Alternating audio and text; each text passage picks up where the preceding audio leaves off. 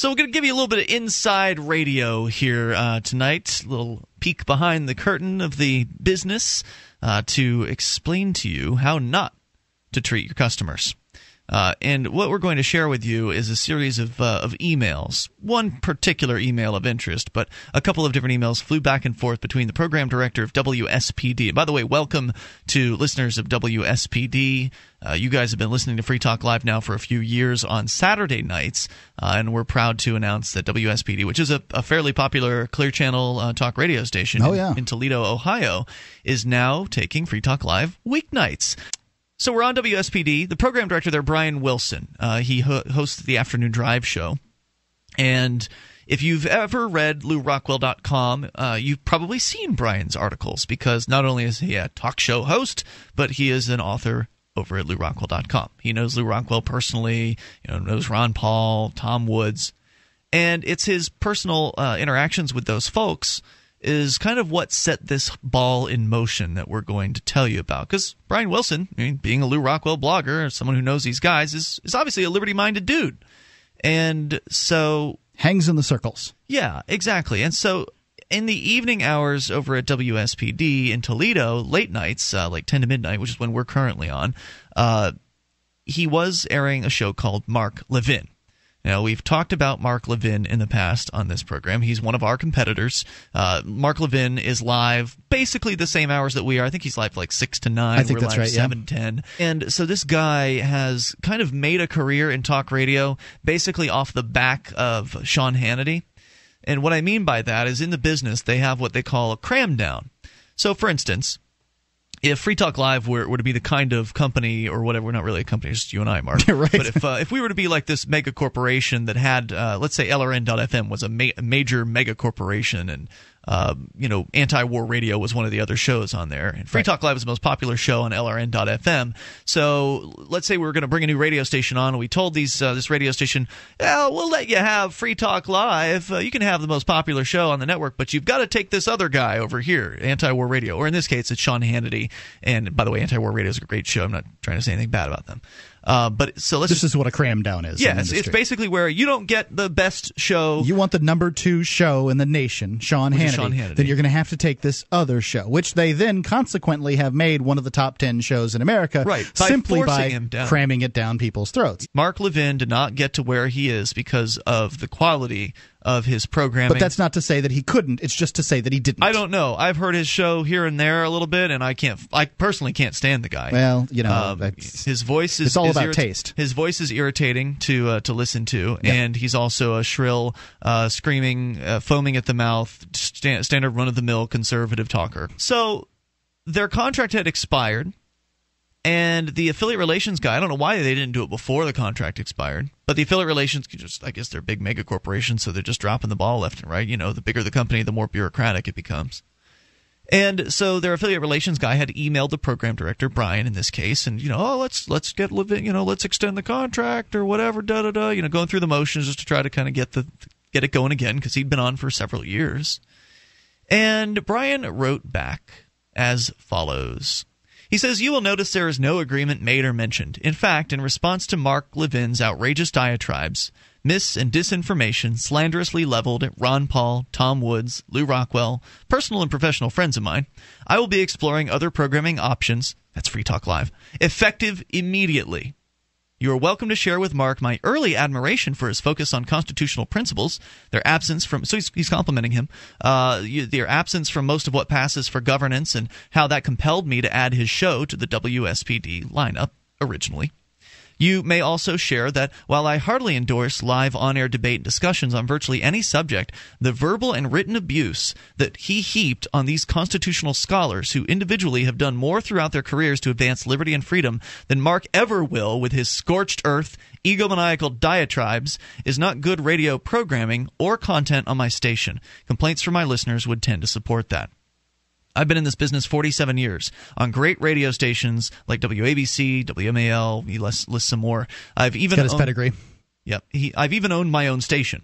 Despite being confined to Toledo, I know more than tiny market about radio and how it works. Despite his difficult voice quality, about which we spoke prior to him signing to WSPD, I admired his writing and his efforts on behalf of liberty. Now it appears he has been overserved Rush Limbaugh's iced tea / Kool-Aid, and like Rush, thinks way more of himself than can be objectively sustained. If Mark ever gets a grip on his rational self or develops the class and courtesy to apologize to the three gentlemen mentioned above, I'll give him another listen. So that was Brian's goodbye notice to the network, letting them know that he was not going to be renewing the agreement for Mark Levin, and he would be going in a different direction, which thankfully is Free Talk Live.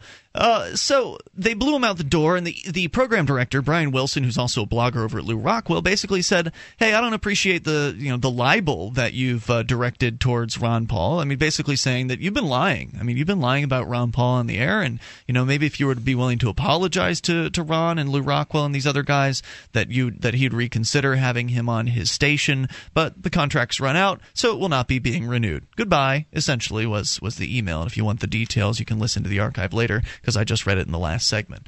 But then, apparently, the affiliate relations guy forwarded Brian's email to Mark Levin, the show host, who was blown off the air, and Mark writes back the following screed.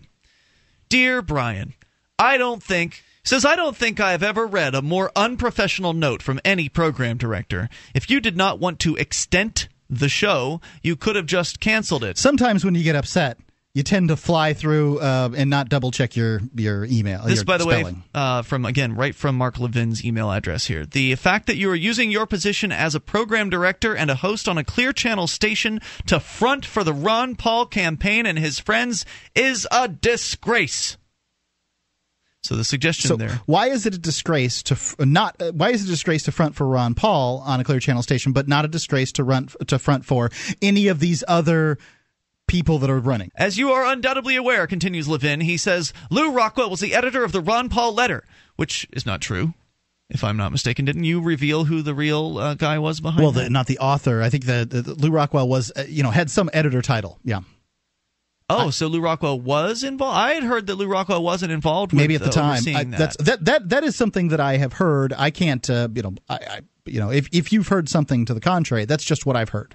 Okay. I haven't dug down into this. He is not the author of the one thing that people can say about Ron Paul, which is, let's complain about something he didn't write. But was in some way attached to racist and anti-Semitic diatribes. His website is full of hateful and vile attacks against me and my religion. Now, I don't know what his religion is. Do you? Levin sounds. Yeah. I'm gonna guess he's Jewish, but then again, I'm ethnically Jewish myself. I've never heard his website say anything. Rockwell? Yeah. In fact, he's such an extremist that he has written about and posted Excuse me, this is bad, just another unclear sentence. He has written about and posted piece attacking Ronald Reagan, William Buckley, Clarence Thomas, Antonin Scalia, Thomas Sowell, and on and on. But all of this, these Republicans deviated from the small government standpoint, and they're going to get scolded for that. But you know all of this, don't you, Brian? After all, Rockwell is a friend, as you say. I could go on, but the fact is, you know all about these folks. But when I and my religion are attacked by these people, I respond.